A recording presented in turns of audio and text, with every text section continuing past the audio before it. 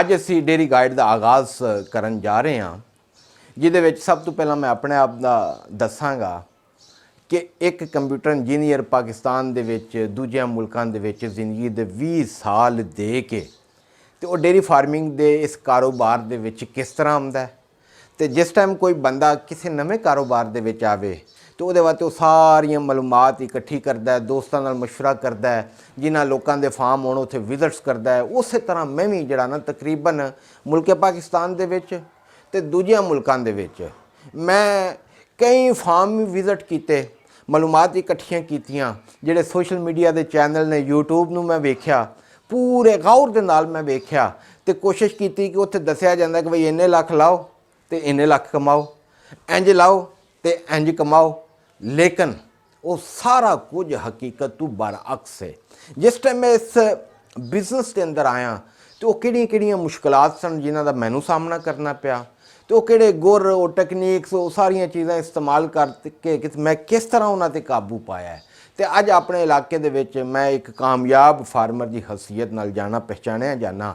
Dairy guide ਦਾ ਮਕਸਦ ਸਿਰਫ ਔਰ ਸਿਰਫ ਹੈ ਕਿ ਅਸੀਂ ਤੁਹਾਨੂੰ ਦਈਏ ਤੁਹਾਡੇ ਸਾਰਿਆਂ ਸਵਾਲਾਂ ਦਾ ਜਵਾਬ, ਜਿਹਦੇ ਵਿੱਚ ਆ ਜਾਂਦਾ ਕਿ ਤੁਸੀਂ ਫਾਰਮ ਸ਼ੁਰੂ ਕਰਨਾ ਚਾਹੁੰਦੇ ਹੋ, ਉਹਦੇ ਵਿੱਚ ਤੁਹਾਨੂੰ ਕੀ ਕਰਨਾ ਪਵੇਗਾ।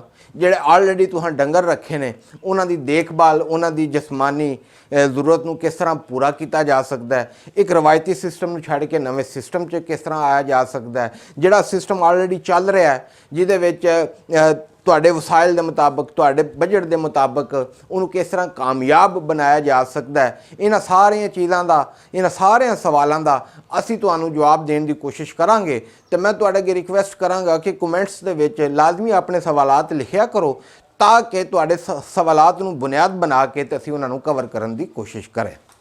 ਹੁਣ ਇਹ ਡੇਰੀ ਗਾਈਡ ਆਪਣੇ ਭਰਾਵਾਂ ਵਾਸਤੇ ਬਿਲਕੁਲ ਫ੍ਰੀ ਹੋਵੇਗੀ। ਉਹਦਾ ਤਰੀਕੇਕਾਰ ਕੀ ਹੈ ਕਿ ਆਪਣੇ ਭਰਾਵਾਂ ਨੂੰ, ਕਿਉਂਕਿ ਜ਼ਿਆਦਾਤਰ ਤਬਕਾ ਸਾਡਾ ਪਿੰਡਾਂ ਦੇ ਨਾਲ, ਇਲਾਕਿਆਂ ਦੇ ਨਾਲ ਵਬਸਤਾ ਹੈ, ਆਪਣੇ ਭਰਾਵਾਂ ਨੂੰ ਦੱਸੋ ਕਿ ਫੇਸਬੁੱਕ ਤੇ YouTube ਚੈਨਲ ਤੇ ਹਮ ਕਿਸਾਨ ਲਿਖਣਾ ਹੈ। ਹਮ ਕਿਸਾਨ ਲਿਖ ਕੇ YouTube ਦਾ ਚੈਨਲ, ਫੇਸਬੁੱਕ ਦਾ ਪੇਜ ਲਾਈਕ ਕਰੋ, ਸਬਸਕ੍ਰਾਈਬ ਕਰੋ, ਉਹਨੂੰ ਸ਼ੇਅਰ ਕਰੋ, ਬੈਲ ਦੇ ਆਈਕਨ ਤੇ ਕਲਿੱਕ ਕਰੋ, ਤਾਂ ਕਿ ਸਾਡੀ ਕੋਈ ਵੀਡੀਓ ਤੁਹਾਡੇ ਤੱਕ ਸਭ ਤੋਂ ਪਹਿਲਾਂ ਪਹੁੰਚੇ ਤੇ ਮੇਰੇ ਕਿਸੇ ਗਰੀਬ ਭਰਾ ਦਾ ਉਹ ਫਾਇਦਾ ਹੋ ਜਾਏ।